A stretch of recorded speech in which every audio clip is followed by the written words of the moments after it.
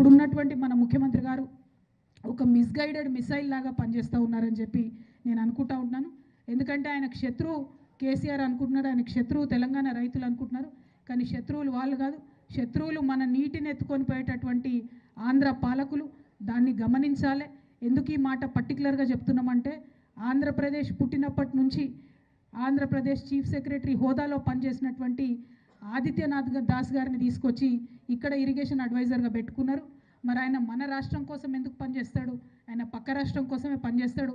ఆయన మంచి ఆఫీసర్ కావచ్చు, కానీ మన ఆఫీసర్ కాదు. కాబట్టి ముఖ్యమంత్రి గారిని మేము డిమాండ్ చేస్తూ ఉన్నాము, ఖచ్చితంగా ఆదిత్యనాథ్ దాస్ గారిని బాధ్యతల నుంచి తప్పించాలి.